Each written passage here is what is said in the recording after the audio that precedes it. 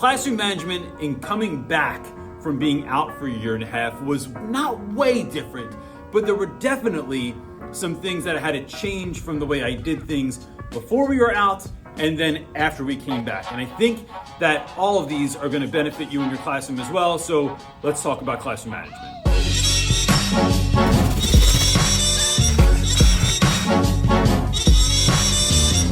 Before we get started, I want to thank Samsung for sponsoring this video, but we're going to talk more about their interactive display, their incredible interactive display in a moment. But first, here's what I'm thinking about. So one of the things our team noticed when students came back this year was that kids were just excited to see one another, but they also had this sense of there was infinite amounts of time to do any given activity or assignment. You know, when we were virtual, that was kind of the truth. Like you had your block of time that you had to get the assignments done, or you had extended due dates because there were all these extenuating factors. So coming back and realizing we only have a 48-minute period to get all of this done, and how are we going to do that, meant we had to change some things. And one of the things that we started doing was timing different parts of the assignment. And one of my favorite ways to do that is this. First thing we want to do in the classroom when the kids come in is create your vibe. And so what am I talking about when I talk about vibe?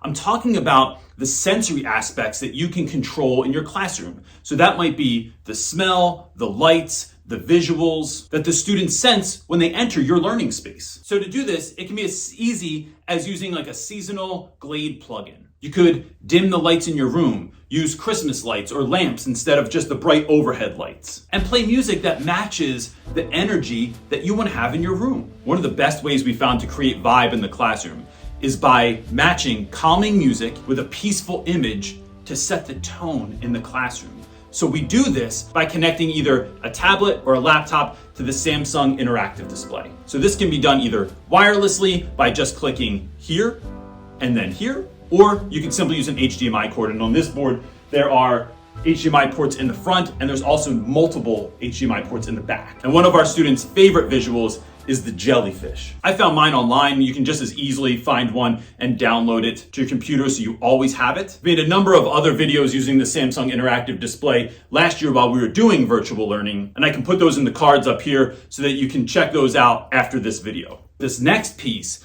where we're using the same visual or something similar, we love to put up a timer on the board. So when you put a timer just in either the bottom corner or right in the center of your board, what we're doing is teaching kids how to manage their time. Coming back from virtual learning, like I said earlier, students often feel like they have this much time to get this amount of work done. And what we're trying to help them do is to tune in, to focus, to get clarity on what needs to be done, and to know exactly how much time they have left to do any given activity. So quick note, initially I was a little bit concerned that having a timer on the board was going to create a sense of anxiety in some students. But instead what we found was that by pairing the calming visual with the music, the timer just helped students to find more focus and create a visual reminder to help students know how much time they had remaining on any given task. Another thing we realized was uber important this year was to have utter consistency in everything that we did in class. The beauty in that is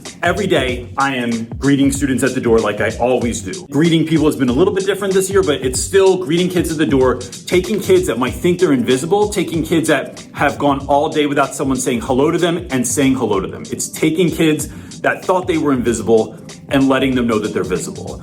And then having students come in, know exactly where they need to get what they're doing first, and then knowing exactly what to do. You want that first 5 minutes to be so utterly consistent that students fall right into the flow when they come in. They never ask you what they're supposed to do. They never ask you where something is. They never ask you, what are we doing today in class? Well, I'll be honest with you. They still will ask you that stuff, but you're minimizing that and you're creating this sense of consistency, especially in the last couple of years that have been utterly inconsistent for a lot of students. So a way in bringing them back is to do that. And one of the ways that we've done that is by, again, having our agenda on the board every day. And I want to show you how we walk kids through that and how it builds consistency. So once students come in, they sit in their seat, they have in front of them what they need to have in front of them.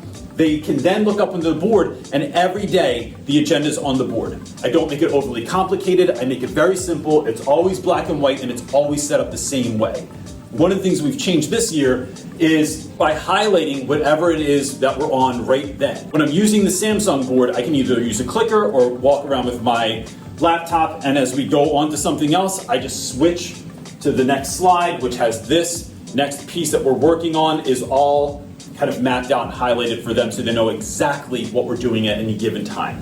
What I've found over the years is that when we give kids utter consistency, that helps to build a rhythm, right? You're not just building in routines, you're building in a rhythm into your classroom that students can get down with as soon as they come in. It takes away the anxiety of what are we doing and what's going on today, and oh my gosh, am I gonna have to talk to other people, or are we gonna have to read out loud?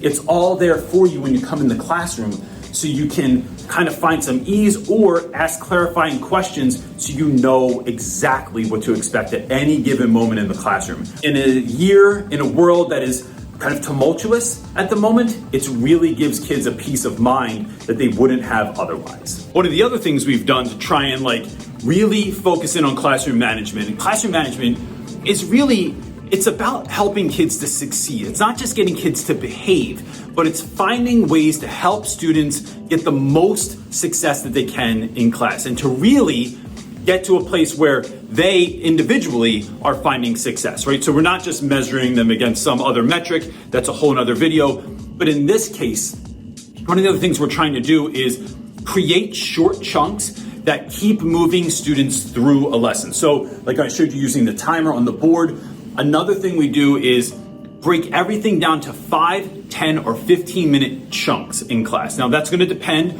on what kind of activity that you're doing, but if you even think of your instructions are a chunk, the activity of getting together and moving around the room from maybe a station. You could have a station up on your smart board, so in here we're using the Samsung board. Then students might move to my front desk here, then they might move to the stand-up desks, they might move to the library or over to the couch or the coffee table.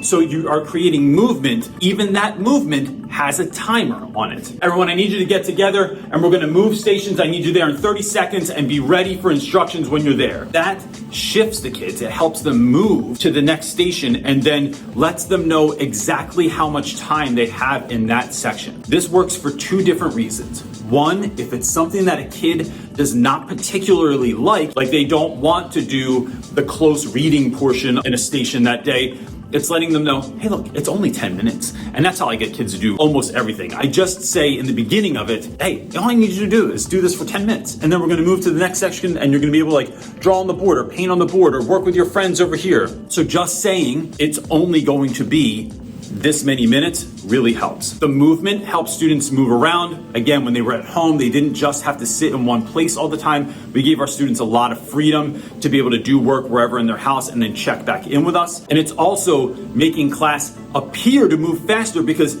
everything's happening in these little chunks and you're just going in this circle around the classroom, getting things done. And that helps students to focus in a lot better because they know that, hey, it's only 10 minutes that we have to do this anyway. The last thing I want to kind of just bring up is this idea of really being thoughtful, mindful of how we are engaging with students. I've talked about this in my book and I've talked about this in other videos, but it's worth mentioning again. We really don't always know the battles that other folks are struggling with. So you have students that come in and they exhibit particular behaviors and they might act out or they might not want to do the work or they might want to put their head down. Sometimes we just look at those as students that don't want to do work, kids that don't want to behave, when really so many times there's a story behind that. And so it's trying to be mindful of how you're interacting with kids, being mindful that we might not be privy to a lot of the traumas that they have gone through in the last 2 years or so, and that the fact that that trauma doesn't just disappear, right? It's going to have a life cycle that might last into the next couple of years of their lives. So what does this mean for us? It's not just watching your language or something like that.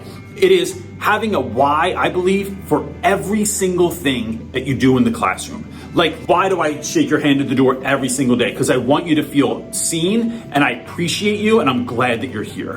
Why is the agenda up on the board? Why do we only write in pen? Why do we have to read this, do this, write this, explain this, talk like this? Why do I have to stand when I speak? Why do you want me to read with a certain passion when I'm reading a play in class?